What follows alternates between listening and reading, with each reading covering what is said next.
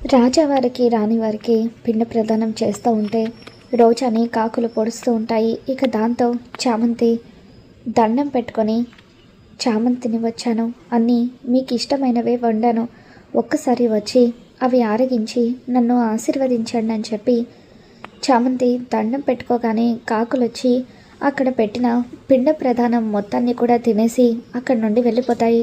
ఇక దాంతో అది గమనించిన చంద్రిక అందరూ ఇంట్లోకి వెళ్ళిపోయిన తర్వాత, అమ్మ చామంతి, నువ్వు రాజావారికి రాణివారికి ఏమవుతావో, వాళ్ళకి నీకు మధ్య ఉన్న బంధం ఏంటో తెలియదు, కానీ నువ్వు చేయి వేయగానే కాకుల రూపంలో వచ్చి వాళ్ళు పిండ ప్రదానాన్ని స్వీకరించారమ్మా అని చెప్పి చంద్రిక అంటూ ఉంటుంది.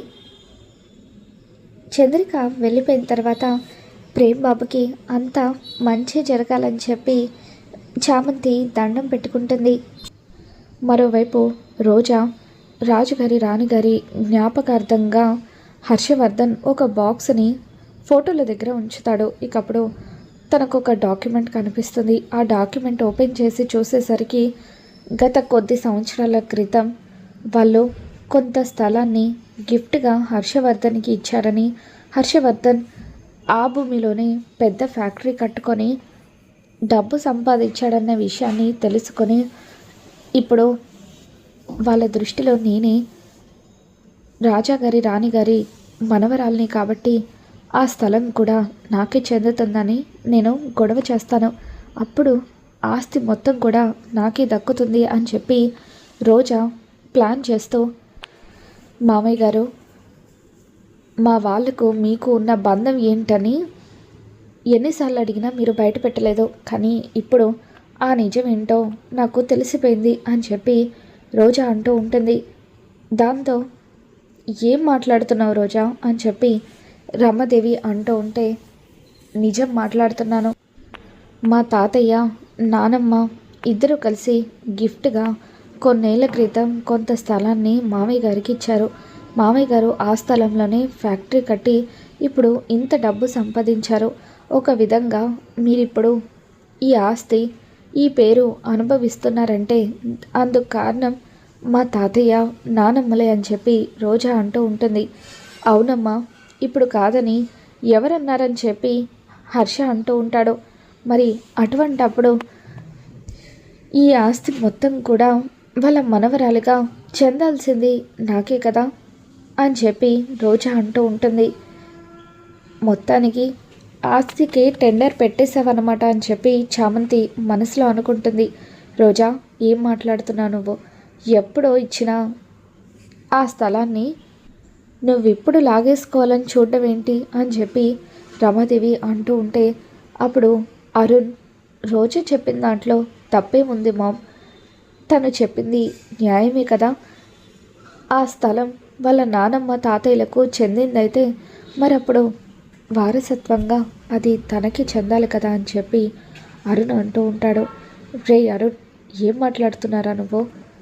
వాళ్ళు ఇచ్చింది కేవలం స్థలం మాత్రమే, కానీ ఆ ఫ్యాక్టరీని కట్టుకుంది, దాన్ని డెవలప్ చేసింది అంతా కూడా నా కష్టార్జితంతోనే కదా, అయినా వాళ్ళు బహుమానంగా ఇచ్చింది మళ్ళీలా తిరిగి ఇచ్చేయమంటావని చెప్పి హర్షవర్ధన్ అంటూ ఉంటాడు.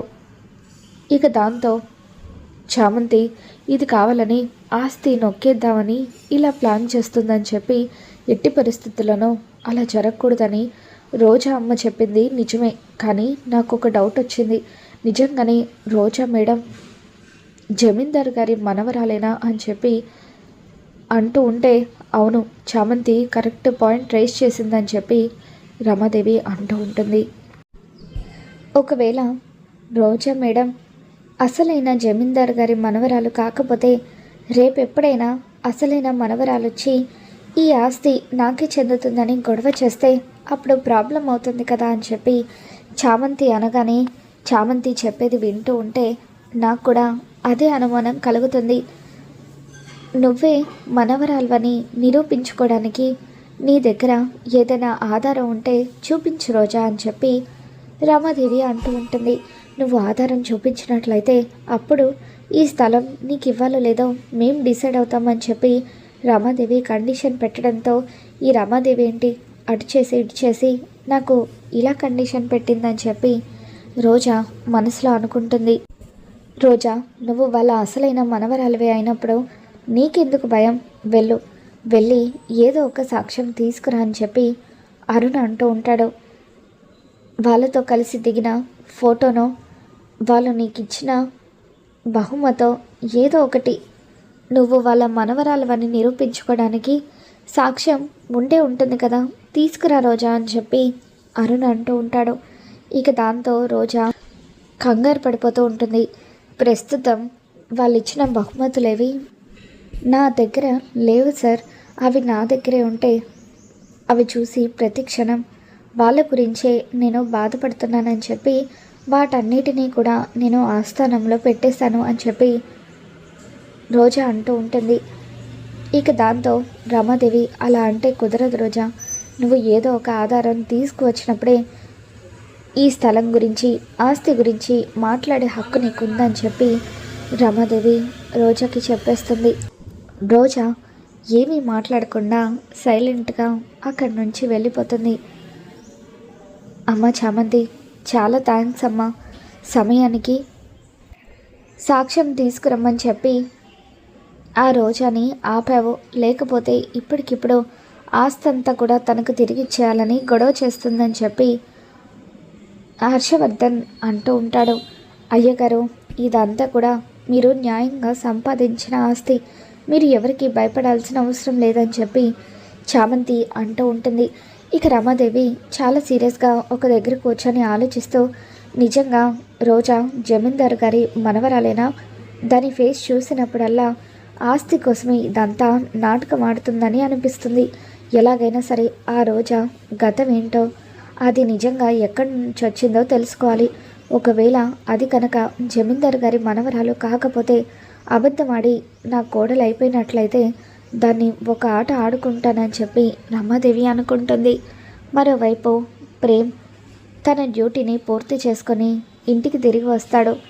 ప్రేమ్ ఇంటికి తిరిగి రావడంతో చామంతి కూడా నిద్రపోకుండా తన కోసం ఎదురు చూస్తూ, రండి బాబు, మీకోసమే ఎదురు చూస్తున్నాను, భోజనం తినండి అని చెప్పి చామంతి భోజనం వడ్డిస్తూ ఉంటుంది.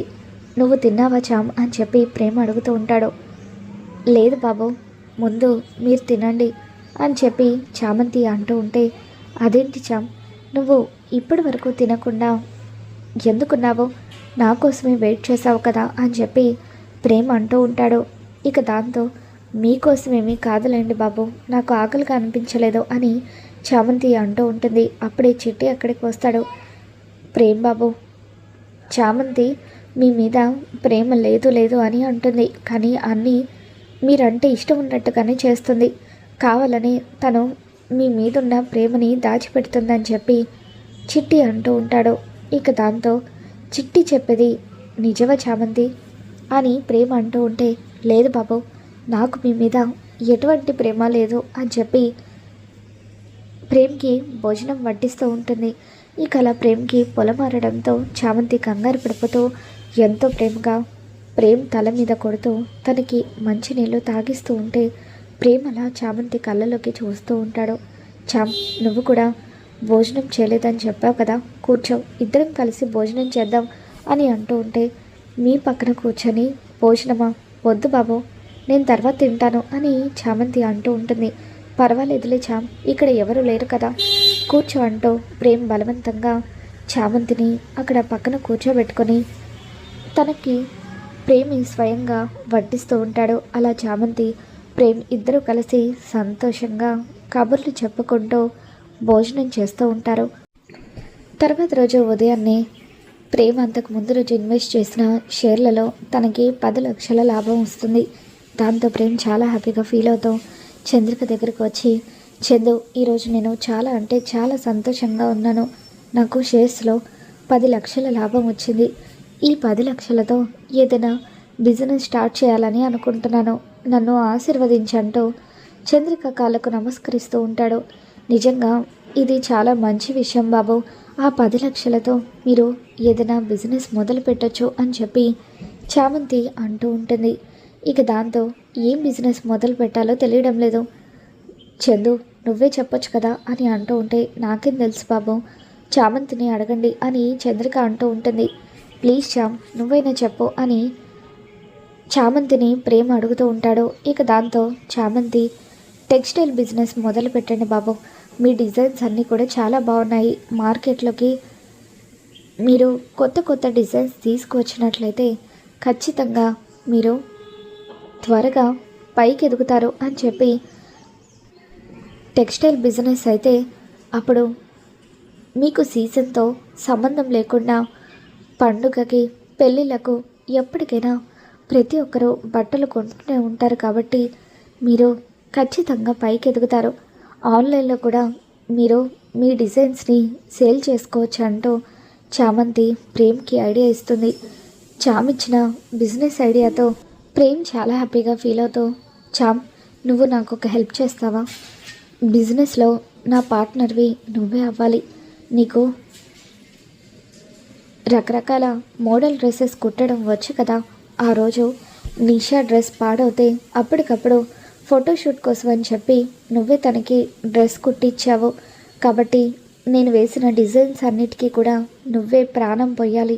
అప్పుడే మార్కెట్లో మనం మంచి పేరు సంపాదించుకుంటాము, త్వరగా పైకి ఎదుగుతాం. ప్లీజ్ శ్యామ్, నువ్వే నా బిజినెస్ పార్ట్నర్ అవ్వాలి.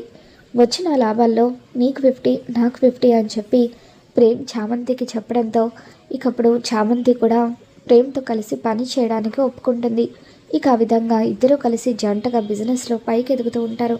మరి రాబోతున్న ఎపిసోడ్లో ఏం జరగబోతుందో మళ్ళీ మన ఛానల్లో తెలుసుకుందాం. ఈ వీడియో మీకు నచ్చినట్లయితే తప్పకుండా లైక్ చేయండి.